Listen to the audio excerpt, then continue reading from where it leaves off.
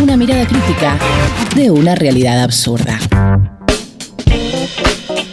Ahí va, martes 17 de diciembre, últimas mañanas del resumen imposible, hasta este viernes 20 de diciembre, a partir del lunes 6 de enero, maldita suerte, vuelve a la tarde del destape de 14 a 17. A partir del lunes 6 de enero, el resumen imposible estará en la tarde del destape. Mientras tanto, amigos, amigas, mucho para contar. Están pasando demasiadas cosas raras para que todo pueda seguir tan normal, diría Charlie. Sí. Hay olor a podrido. Empiezan a aparecer algunos episodios un poco difíciles de explicar para el gobierno, vinculados a investigaciones, denuncias por corrupción, todo eso, mientras siempre a los libertarios y en general lo que les indigna es la corrupción ajena, ¿no? Entonces, siempre el cuca es el chorro, el peronista es el corrupto, etcétera, pero de repente donde tocas aparece un episodio de, por lo menos raro, ¿no? De gente rara y con cosas difíciles de explicar, números que no cierran y más. Así que vamos a repasar los últimos episodios de eso que estamos hablando. Y después, por supuesto, hoy es un día en el que puede haber novedades con la CGT, el gobierno y los empresarios, si se reúnen o no, vamos a ver. El gobierno convocó, pero hay paro en neumático también. La crisis industrial, las suspensiones en Asindar que comentábamos ayer. Puede haber paro de trenes este miércoles. Los estatales, que están también en lucha, finalmente hicieron sus exámenes y están todos aprobados. Al final, el examen de Sturzenegger. Eran todos idóneos. Sí, casi el 100% de los trabajadores del Estado probaron ser idóneos. Mientras Milei celebra los brotes verdes. Y hay una fiesta financiera por estas horas en la Argentina. Un festival financiero que vamos a repasar también. Mientras tanto, dejan un like, un comentario y arrancamos a resumir. Hay olor a podrido en la Argentina de Milei.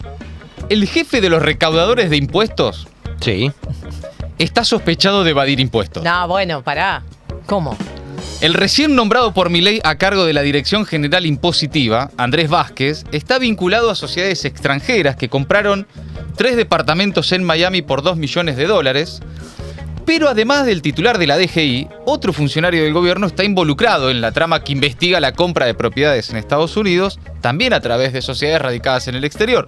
Se trata de Juan Paso, el nuevo titular del ARCA, la ex AFIP, socio y mano derecha del ministro de Economía Toto Caputo. Pero el caso, además, se vincula con el de Cristian Ritondo, el jefe del bloque PRO en la Cámara de Diputados, socio de Milei en el Congreso, más importante para aprobar leyes del oficialismo que los propios diputados libertarios. Sí, claro. Ritondo enfrenta una denuncia judicial que involucra a su esposa, Romina Aldana Diago, y su presunta conexión con sociedades offshore que habrían adquirido propiedades también en Miami y el sur de Florida por más de $2,5 millones. Esto sumado al caso del senador Cuadra, expulsado del Senado luego de ser atrapado con $200,000 sin declarar en la triple frontera a la 1 de la mañana. Por lo tanto, de mínima, Milei y compañía están con algunos problemas de casting. Algunos problemas de casting a la hora de elegir funcionarios. O tal vez en realidad solo les molesta la corrupción cuando es ajena. O en realidad están poniendo al frente de sectores sensibles, como por ejemplo controlar quién evade impuestos, a gente que sabe de evadir impuestos porque es la Argentina que Milei elogia. Son los héroes, los evasores de impuestos, tal como él mismo en algún momento los definió. Hasta de Al Capone. Venimos de un blanqueo brutal, ¿no? De $15,000 millones que estaban afuera de la Argentina y entraron sin pedirle ningún papel a nadie. Y en definitiva, parece ser un poco la lógica de Milei, ¿no? El que va de impuestos, el que no le paga al Estado, es un héroe. El tema es cómo le pedís después al resto de los ciudadanos argentinos que vayan y paguen impuestos, cuando el que está a cargo de cobrarlos los evade. Pero no será como la seguridad informática que ponen a los hackers, que después como que ya son recuperados y los ponen a luchar contra los hackers. Me suena que es más bien para favorecer a los hackers. Es para favorecer el hackeo, más bien, ¿no? Me da la sensación. Tenés que tener un cierto nivel, ¿no? Por supuesto, eso es un pichichi. No, bueno, podés evadir. De Aldo Bonzi. ¿Qué vas a evadir? Si Bueno, lo único que haces es comprar leche y pagar el 21% del IVA. Si de pedo tenés plata en Mercado Pago para ir a la verdulería, vas a evadir qué. En definitiva, son novedades en las últimas horas, todas juntas, que indican que hay olor a podrido en el gobierno libertario. Pero repasemos las últimas. novedades. Según un artículo de Hugo Alconada Mon en La Nación, el jefe de la Dirección General Impositiva, Andrés Edgardo Vázquez, compró inmuebles en Estados Unidos por más de $2 millones que nunca consignó ni las sociedades ni los inmuebles en las declaraciones juradas que tienen que ser frente a la Oficina Anticorrupción. Las operaciones de compra se realizaron en 2013 y 2015 a través de sociedades constituidas en Islas Vírgenes Británicas y en Panamá, que es como decir ya, ¿qué haces en Panamá si no es evadir impuestos? Así lo explica Alconada Mon en TN. Lo que vamos a decir es que el nuevo titular de la DGI, designado por Javier Milei, hace muy poquito, llamado Andrés Edgardo Vázquez, recurrió a un entramado offshore que incluye 3 sociedades en paraísos fiscales para esconderse a sí mismo y a través de ese entramado offshore poder comprar activos en los Estados Unidos. Hablamos de al menos 3 departamentos por al menos $2 millones, y que toda esta estructura, tanto las sociedades offshore como los departamentos que compró en Estados Unidos, no lo informó ante la Oficina Anticorrupción, como debe todo funcionario público que cada año tiene que presentar una declaración jurada de bienes, y a su vez no sabemos si lo declaró o no ante la AFIP. Nosotros, antes de publicar, habilitando el derecho a réplica, le mandamos un listado de preguntas. Usted es el dueño de esta sociedad offshore, de esta otra sociedad offshore, estas son sus hijas, esta es su mujer, estos inmuebles son suyos. ¿Lo declaró ante la OA? ¿Lo declaró ante la AFIP? Jamás contestó.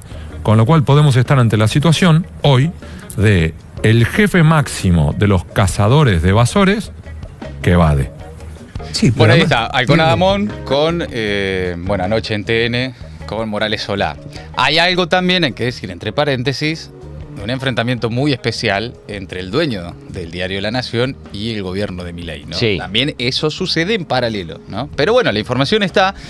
Y lo cierto es que, además del titular de la DGI, Andrés Vázquez, hay otro funcionario del gobierno que está involucrado en una trama que investiga la compra de propiedades en Estados Unidos a través de sociedades radicadas en el exterior. Se trata del nuevo titular del Arca, Juan Paso, muy cercano a Luis Caputo, relacionado en el capítulo que tiene como protagonista también central al diputado Cristian Ritondo y a su esposa Romina Diago. Van a ir viendo cómo los eslabones van conectando. Juan Paso es el funcionario que Javier Milei acaba de poner al frente del Arca y, según reseñó el sitio Letra P en una nota reciente, tiene varias denuncias en la justicia. Francisco Basualdo en Letra P enumera cuáles son las denuncias contra Juan Paso, que es el funcionario que era el segundo de Toto Caputo en economía, socio de Toto Caputo, que ya es mucho decir. Sí, ya, eso te define. Socio de Toto Caputo. Eso te define. Un montón. Y es ahora el nuevo titular del Arca, la ex AFIP. Bueno, se trata de un funcionario con una larga lista de sospechas, investigaciones y denuncias por falta de transparencia en sus cuentas. Antes de convertirse en operador todoterreno, ocupó un lugar preponderante en Las Blondas, la compañía que explota las marcas Rapsodia, Punto Cruz, Caro Cuore, Baby Cotton, etc. Un empresario. Paso es una de las pocas personas que acompañó a Caputo cuando fue funcionario del gobierno de Mauricio Macri. Desde hace 15 años, el abogado comparte vínculos familiares, laborales y económicos con el ministro y se transformó en su operador principal en la política y los negocios. Y ahora está al frente de la ex AFIP, ¿no? El caso de Paso se vincula con el de Ritondo. Según la investigación del Centro Latinoamericano de Investigación Periodística, una información que acaba de publicar la semana pasada el diario AR, la sociedad, es espectacular el nombre, todo junto, Go for More. Es Go for More. Sí, vamos por más. Vamos por más. Sí, que no ni no, Paso, si la vamos a hacer, todo, la hacemos en dale. grande. Pero le ponen todo junto, por la ley es Go for More. Go for More. Sí. Ah, ok. Ah, ya entendí. Sí. Picarones. Bueno, la sociedad Go for More de Diago, la esposa de Ritondo, le compró a Paso un departamento en Harbor House. Le compró a Harbor House, una sociedad de Paso, un departamento. Entonces empieza a vincularse una cosa con la otra. Ritondo le compró un departamento a Paso. La esposa de Ritondo le compró un departamento a Paso. En realidad vamos a decir las cosas así. La sociedad, a nombre de la esposa de Ritondo, le compró un departamento a la sociedad a nombre de Paso, el nuevo funcionario del gobierno, investigado por su participación en sociedades en el exterior. Fue el 14 de marzo de 2013 cuando adquirió una propiedad ubicada en Collins Avenue, en Miami Beach. Sí. La operación, según... Avenida Collins, chicos, Avenida Collins. Es la más importante. Exacto. Según planean los investigadores, la operación se hizo por $580.000. Ese departamento, según la información publicada por el diario AR, una investigación de la periodista Emilia Delfino, fue vendido un año y medio más tarde, en septiembre de 2014, en $650.000, cuando Diago, la esposa de Ritondo, constituyó un fideicomiso y abrió otra sociedad en Islas Vírgenes Británicas como manera de resguardo de una propiedad en Florida valuada en ese valor. Una ingeniería financiera es espectacular. Admirable. ¿Cómo? Tenés que saber para hacer eso. No. Hay especialistas Hay en gente esto. que se dedica a eso. Claro. Bueno, el titular del Arca.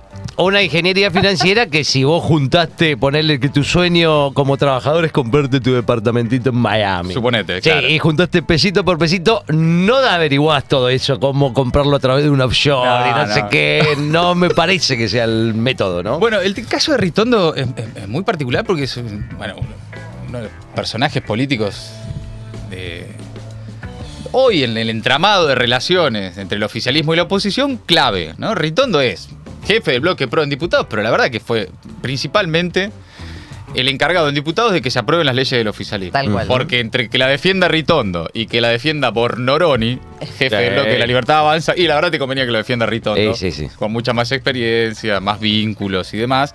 Y en definitiva, es un caso muy sensible por estas horas. Para el PRO, que venía de pedir ficha limpia en el Congreso, para Milei, que se le acumulan socios con números que no cierran, y en los últimos días se reunió el PRO, el viernes, habló María Eugenia Vidal sobre la situación de Cristian Ritondo, Buah. dijo que el PRO va a dar explicaciones y mostrar papeles para que resuelva la justicia y que con Ritondo hay solo una denuncia, dijo Vidal. El camino, y lamentablemente ayer el Senado no tomó el camino del debido proceso. ¿Y con Ritondo entonces qué habría que hacer? Digo, porque también está denunciado penalmente por lavado de activos.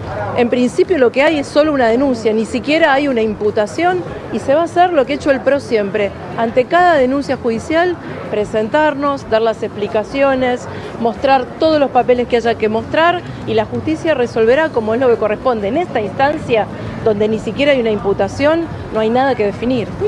Y claro, que va a decir Vidal que tiene un departamento en Sí, Recoleta. que todavía no puedo explicar ¿Qué cómo tal? se lo compró. Que también le cuesta explicarlo y la floja de papeles, ¿no? Sí. Sí, al día de hoy. No Exacto. se sabe cómo se compró ese departamento. Bueno, Cristian Ritondo, en definitiva, luego de la investigación y la publicación del diario AR, enfrenta ahora una denuncia judicial que involucra a su esposa, Romina Aldana Diago, y su presunta conexión, entonces, con sociedades offshore que habrían utilizado para comprar propiedades en Miami, en el sur de Florida, todo por más de $2,5 millones. La denuncia fue presentada por el abogado Jeremías Rodríguez y recayó en el juzgado federal de Sebastián Ramos, con intervención del fiscal Eduardo Tayano. Es decir, ya hay, entonces, una denuncia formalmente presentada en la justicia luego de la investigación publicada por la periodista Emilia Delfino. Ahora, todo este olor a podrido se suma a una serie de hechos, algunos más escandalosos, otros menos, unos más conocidos, otros menos. El caso de Cuadra. Cuadra se apoya ahora en los dichos de Milei para pedir que se anule su expulsión del Senado. Toma las declaraciones de Milei, que dijo que la sesión no fue válida porque estaba Villarroel a cargo del Ejecutivo y entonces no podía también estar a cargo del Senado. Y entonces los abogados de Cuadra argumentan que con Milei en el exterior se incurre en un acto inconstitucional y que entonces su expulsión del Senado es irregular. Entonces, ¿cuál es la defensa de Cuadra? La que dijo Javier Milei con Majul el viernes desde Italia. Agarran los abogados de Cuadra el argumento de Milei en la radio y dicen, y sí, mira, acá hay el presidente dice que es irregular, por lo tanto para nosotros, abogados de este chanta, también es irregular. Pero escuchen a Milei. 12:30. Sí, en conferencia de prensa. Exacto, que además eso fue diseminado por todos los medios. No solo eso, sino que cuando yo termino de firmar, el escribano general de la Nación la llama a la doctora Villarroel insistentemente y como no le contestaba, le escribieron a la secretaria de la doctora Villarroel, quien tampoco contestó, pero en realidad habían sido notificados el día martes, digamos que ¿por qué no se puede hacer lo que hizo la doctora Villarroel? Argentina tiene un sistema republicano de gobierno, que es un sistema de pesos y contrapesos. Entonces, ¿qué es lo que pasa? El Poder Ejecutivo no se puede meter con el Legislativo ni viceversa, y lo mismo pasa, digo, con el Judicial, ¿no? Digo, o sea, tiene que ser independiente, porque así funciona el sistema de contrapeso. ¿Qué pasa? En el momento que yo entro de viaje, automáticamente, digamos, se produce la cefalía, sí, vía transitoria, pero es una cefalía, entonces queda a cargo del Ejecutivo el vicepresidente, o sea, en este caso, la vicepresidente. ¿Y? Bueno, no, seguía después era la parte siguiente, pero lo que explica ahí Milei es que, bueno, como él no estaba a cargo del Ejecutivo, la que tenía que estar a cargo era Villarroel, y que por lo tanto la sesión es inválida. Es el principio de revelación, ¿no? Claro. Tenés a Milei, de repente con un ataque de republicanismo total, defendiendo a Quader, atrapado en la frontera con 200 lucas verdes sin declarar a la 1 de la mañana. Que estaba, además, sí. Esto que no es menor, estaba en Italia. O sea, hizo un alto en su gira italiana para hablar con esta gente. Lo que es extraordinario es que ahora los abogados de Quader toman el argumento de Milei para decir, ven, caramba, es inconstitucional la expulsión de Quader. Bueno, todo esto configura un escenario raro de episodios que han sucedido en los últimos días y semanas que hablan de que empieza a oler a podrido un gobierno que venía, más allá del verso, ya verificado que era un verso, a luchar contra la casta, ¿no? Y termina posiblemente con hechos que luego no tengan demasiada repercusión o no pase demasiado, no le ponemos demasiada expectativa a que haya algún tipo de consecuencia judicial.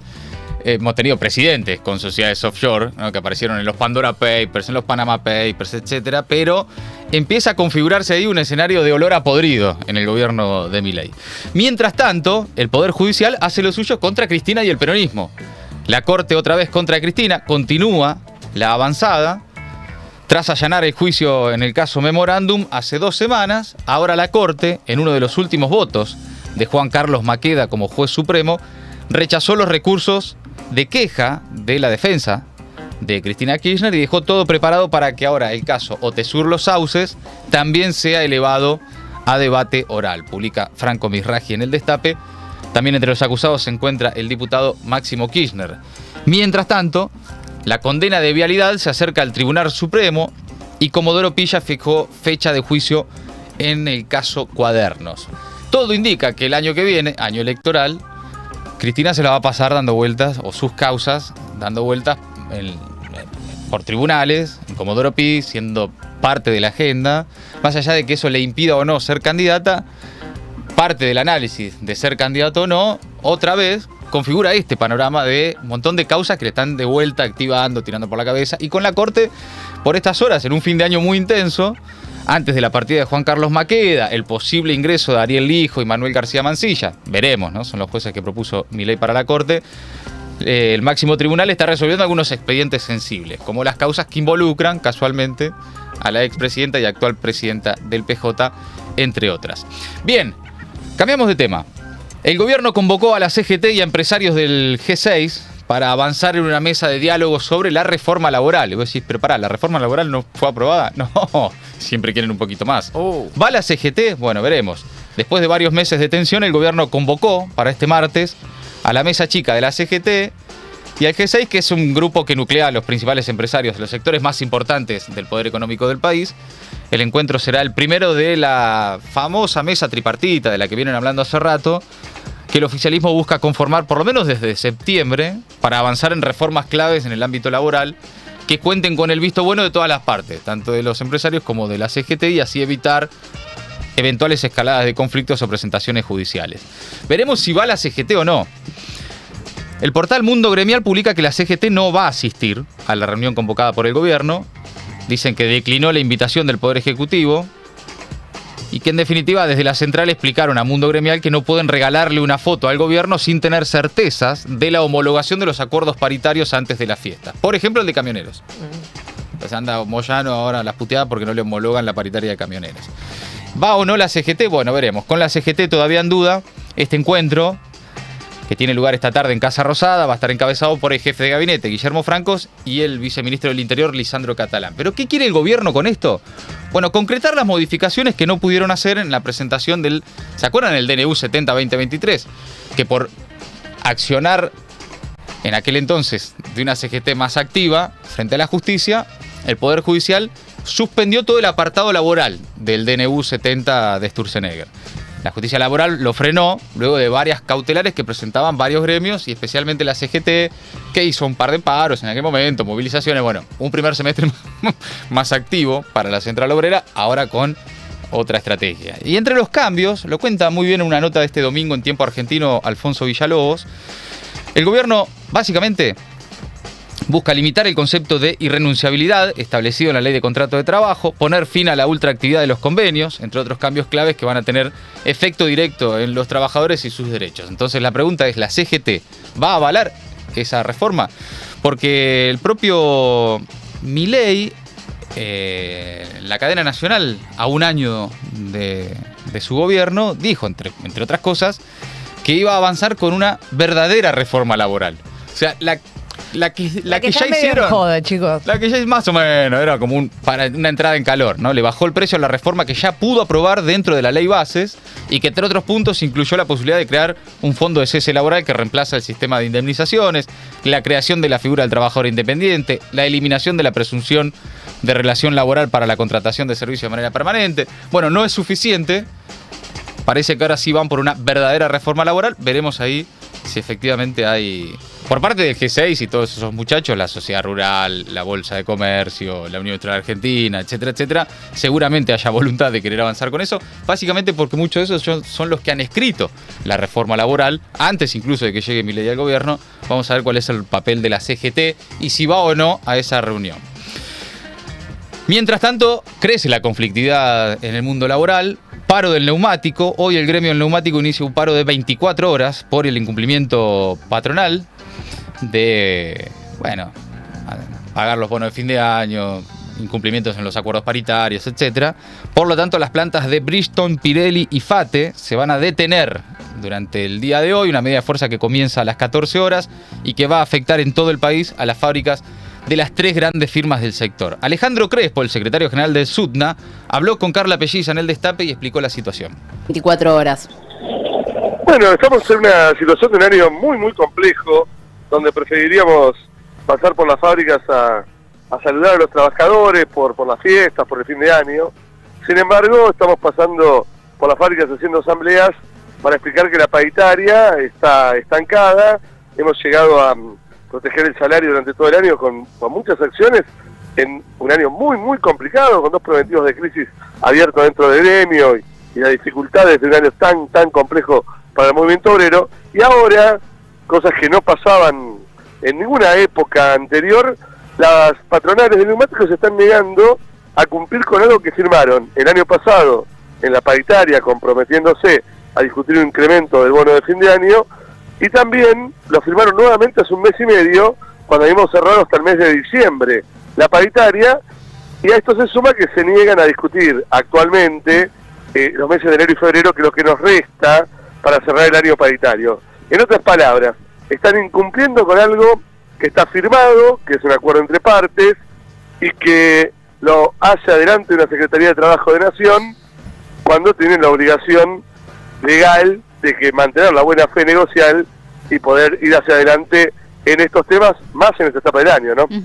¿Ustedes cada cuánto están negociando? Bien, ahí está Alejandro Crespo, el secretario general del Sindicato del Neumático, que además convocó junto a otras organizaciones sindicales, piqueteras, estudiantiles y sociales a una marcha a Plaza de Mayo este viernes 20 de diciembre. Mientras tanto, se profundiza la crisis industrial con suspensiones en Asindar, lo contábamos ayer, que anunciaron 700 suspensiones en el gigante metalúrgico, y recrudece la crisis en el sector, la recesión económica, la apertura de las importaciones, impulsada por el gobierno de Milei, siguen haciendo estragos en la industria nacional, y una de las plantas de acero más importantes del país, Asindar, ahí en Villa Constitución, en el sur de Santa Fe, que es conocida como la ciudad del acero, suspendió desde este lunes a más de 700 trabajadores. Escuchen a Pablo González, secretario general de la UOM de Villa Constitución, dice que este es el peor año de la historia de Asindar. Hoy Asindar, ¿cómo está hoy el personal? No, Asindar está mal, esto no es ninguna novedad. Nosotros lo anticipamos allá por finales de diciembre y a principios de año también. sea, la realidad es que este es el peor año de la historia de Asindar. Números más, números menos pueden llegar a rajuñar las 600.000 toneladas en el año, con lo cual con una capacidad instalada de 1.700.000 toneladas, que nunca las produjo, pero sí llegó a producir 1.450.000, estamos muy por debajo de lo que puede producir esta compañía. Bueno, ahí básicamente el impacto del parate de la obra pública fue especialmente lo que afectó al sector. Asindar es una de las principales los principales proveedores a la obra pública en general, pero también el sector privado, ¿no? Bueno, ahí la situación, 700 trabajadores suspendidos, es un montón en una empresa importantísima, de las más grandes que tiene el país, ¿no?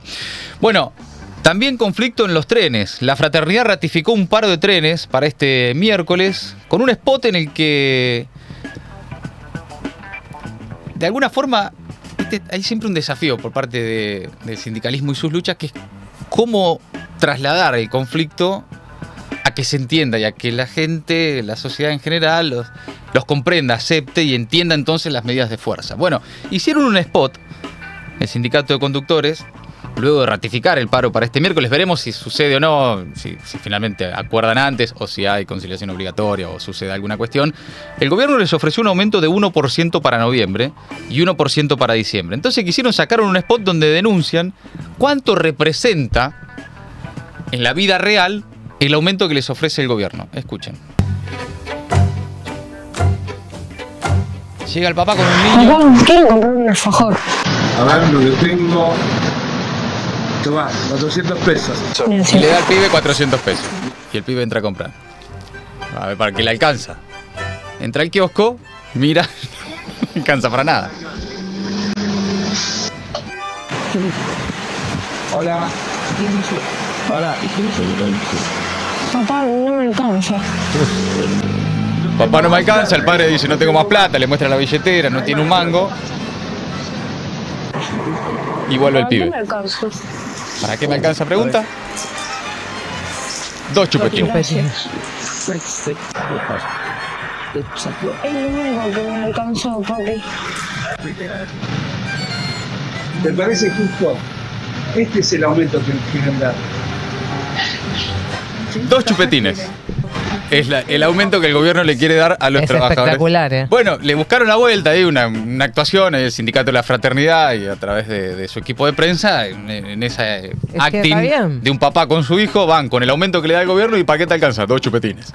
Sí, bueno, está bien, porque hay que romper la lógica esta de que muchas veces está instalada en los grandes medios, por supuesto, claro, en el gobierno, claramente, pero es de que los que se perjudican son los trabajadores y que lo único que hacen los sindicalistas es perjudicar a los trabajadores. Bueno, igual es mucho azúcar, 2 chupetines todos los días. No hace bien. No hace bien. El gobierno te está cuidando. Bien, te está cuidando, boludo. Pobre pibe, 2 chupetines, ¿sabes con lo que quedan los dientes? Claro, tienes razón, al final el gobierno le está cuidando los dientes a los nenes. Bueno, hablando de conflictos y tensión sindical, el examen de Sturzenegger a los estatales finalmente o era muy fácil o los estatales al final, gente que sabe, chicos, ay, qué sorpresa.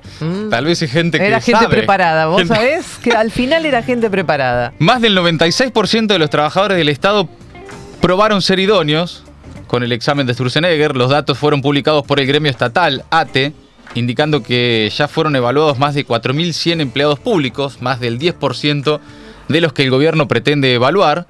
Ahora desde los gremios de UPCN y especialmente desde ATE piden al gobierno que se pase a planta a las personas evaluadas. Se le tomaste un examen, aprobaron, listo, pasó a la planta.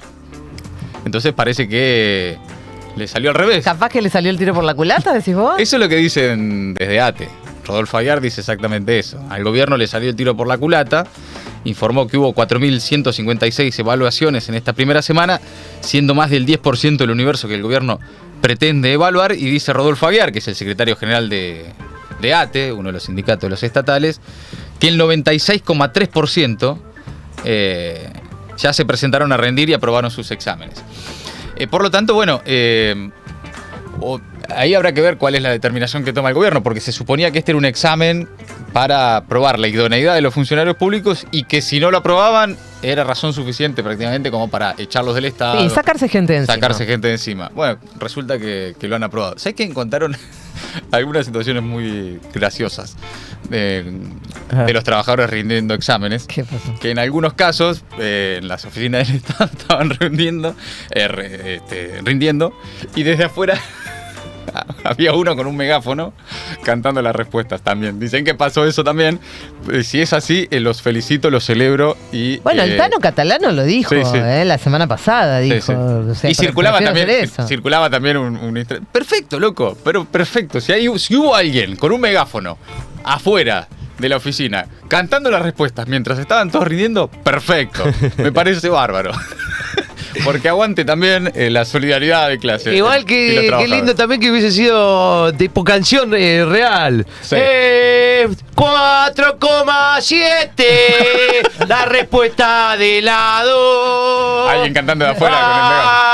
La Sí, cordillera de los Andes. Bueno, no sé si fue con cantito, pero sí fue. Hubo gente ahí bancando, pero en definitiva es toda una puesta en escena del gobierno de tomarle examen a los trabajadores estatales, básicamente Sí, para instalar la idea de que son todos burros, ñoques, que no saben nada, que no sirven para nada y que no son capaces de aprobar un examen. Bueno, finalmente sí fueron capaces también de aprobarlo. Bueno, vamos cambiando de tema también. Javier Milei festejó la mejora del PBI y apuntó contra los econochantas de Mandrilandia. Está en una, el Javo realmente es bueno igual para poner nombre. Qué sé yo. El Producto Bruto Interno, el PBI, cortó la tendencia negativa de los 2 primeros trimestres del 2024, aunque en términos interanuales, es decir, comparándolo con el mismo periodo del año anterior, sigue en caída, una caída del 2,1%, según informó el INDEC este lunes. El PBI creció 3,9% respecto del segundo trimestre, es decir, segundo trimestre contra tercer trimestre, según el INDEC. Todo esto a tono con el discurso del gobierno de ya pasamos el desierto, lo peor ya pasó, ahora vienen tiempos extraordinarios, etcétera. Pero es un número especialmente impulsado por el agro y la minería, ¿no? Después, como venimos viendo, y por eso mostramos los casos de Asindar, los casos del sector neumático, entre muchos otros casos de los últimos días, de sectores especialmente de la producción nacional, que están siendo afectados por la recesión. Y mientras tanto, la timba financiera es total. En las últimas horas los mercados están verdaderamente eufóricos, con el JP Morgan diciendo hay que invertir en Argentina, Sí. los bancos del mundo diciendo compren bonos y acciones en Argentina, subiendo etcétera. como locas las acciones de los bancos ayer. A pleno, pero ¿por qué? ¿Qué ven en el mercado financiero? Bueno, que lo que anunció Milei y el programa de ajustes va a seguir, especialmente porque tiene además a disposición para el año que viene reasignar partidas presupuestarias como se le cante las pelotas, porque no se aprobó el presupuesto de vuelta este año, y porque además sobre ese equilibrio fiscal Milei parece estar dispuesto a seguir apalancando esos números en el ajuste a los jubilados, en el ajuste a los trabajadores, en el ajuste a los estatales, en las universidades, etc. No hay dudas, dicen en Infobae,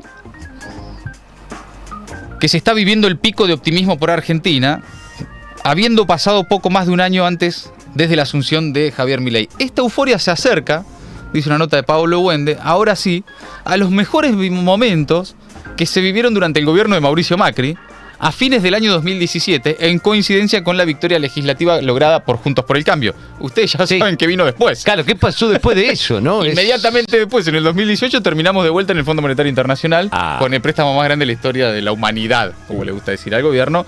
Después, bueno, llegó abril de 2018, entonces de vuelta con los mismos capitales especulativos de timba, fiesta, carry trade, fiesta financiera, volando, yéndose rápidamente de la Argentina, en ese momento sin cepo, por lo tanto... era bastante más fácil. Era bastante más fácil, pero estamos en un momento de esas dos Argentinas que conviven, ¿no? Entonces la Argentina de gente que se queda sin laburo, suspensiones en grandes fábricas, paritarias que no se homologan, conflicto sindical, y una Argentina de timba financiera, fiesta loca, la cantidad de argentinos que están yéndose a Brasil porque el dólar está barato. Que se va acomodando a este criterio. Sí, bueno, ayer celebraban muchísimo, estaban Caputo, Sturzenegger y demás, celebrando en redes.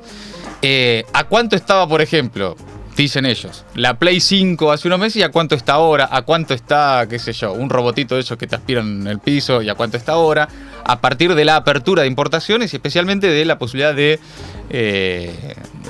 traer de afuera aquello a través de Amazon, por ejemplo. Y de Mercado Pago. Mercado Pago, etc. Que ya empezaron. Sí, por supuesto. Entonces todo eso, dicen en el gobierno y lo celebran, es la nueva estabilidad, la nueva prosperidad, ¿no? Poder comprar cositas, poder comprar mucho, ir a Chile, hacer filas para traer electrodomésticos. Bueno, esto ya pasó en la Argentina, ya pasó la época de plata dulce.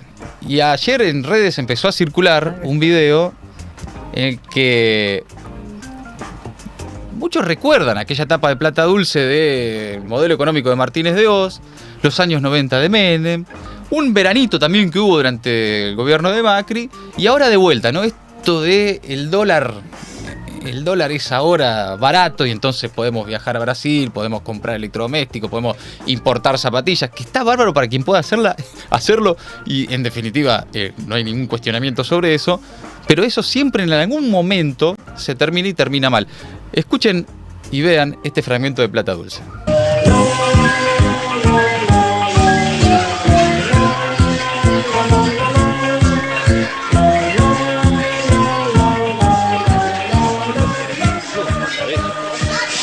De gente que había. Lo que pasa es que ahora con el dólar barato es un fenómeno viajar. ¿Sabes cómo nos esperan allá? Y claro, ahora se dio vuelta la tortilla. Ahora no le vamos a pedir nada a nadie. Los que ponemos los dólares somos nosotros, querida. Los argentinos. Y esa era la imagen de un montón de gente llegando al aeropuerto con pilas de cajas de televisores, electrodomésticos y etcétera, ¿no? En definitiva, no es una novedad esto que estamos atravesando, esta parte de la película que estamos viendo ahora con este nuevo veranito financiero, que para muchos argentinos es signo de prosperidad, de ahora sí, empezamos a salir, Jabo domó la inflación, Toto Masterclass y qué sé yo, mientras un montón de argentinos se empobrecen y se destruye el aparato productivo nacional, ¿no? Todo eso al mismo tiempo, las dos Argentinas conviven. Bien, por último y para finalizar, ya que no está la francesa, cuento yo parte del conflicto internacional y la nueva escalada de conflicto entre la Argentina y Venezuela. El gobierno de Venezuela confirmó que detuvo a un gendarme argentino, Nahuel Agustín Gallo. El ministro del Interior, Justicia y Paz, Diosdado Cabello, el número 2 del gobierno venezolano, dijo que el oficial venía a cumplir una misión. La Cancillería argentina había denunciado el viernes la detención arbitraria e injustificada de un empleado de la representación diplomática argentina. El efectivo fue apresado por las fuerzas de seguridad venezolanas cuando ingresó al país desde Colombia. Esto fue el 8 de diciembre. Cabello ayer en conferencia de prensa lo confirmó y también insinúa que se trata de espionaje. ¿Cuál era su tarea aquí en Venezuela? Eso no lo dicen. Probablemente nosotros lo diremos en algún momento. Una persona amiga mía lo puede decir. ¿A qué venía Venezuela? Todos ponen una fachada, no, tenía su novia, su novio. Si usted se quiere casar, véngase para Venezuela. ¿Quiere conseguir un novio o una novia? Véngase para Venezuela. Todos ponen esa excusa. Les dolió. Les dolió porque venía a cumplir una misión. Y no es que ha sido abortada la misión, no. Le hemos dado un golpe duro gracias a los organismos de seguridad del Estado. Bueno, ahí está, Diosdado Cabello, que después la apunta directamente contra Patricia Bullrich, le dice fascista y demás. Bueno, Patricia Bullrich le contestó a Diosdado Cabello: sos el lacayo de una dictadura criminal y cobarde, le dice. Secuestrar a un gendarme argentino no te hace fuerte, te muestra desesperado. La Argentina no se somete a tiranos, dijo la ministra en Twitter. Liberá de inmediato a Nahuel Gallo o atenete a las consecuencias, le dice Bullrich. Cada minuto que lo retenés, quedás más expuestos como el opresor miserable que sos. La libertad nunca se arrodilla ante dictadores, dice Bullrich en un posteo en Twitter. Y publica ahí un gráfico con los registros de migraciones del gendarme y dice Bullrich sus escasísimos viajes. Esto en relación a lo que desde el gobierno venezolano dicen, es raro que el gendarme tenga tantos viajes por el mundo, entradas, que salidas. Que cobra $500 pueda viajar tanto. Bueno, raro todo esto, veremos en qué termina, pero es parte también de de la escalada del conflicto del gobierno de Milei con el gobierno de Maduro. Amigos, amigas, hasta ahí el resumen imposible de Maldita Suerte. Maldita Suerte. Una mirada absurda de una realidad crítica.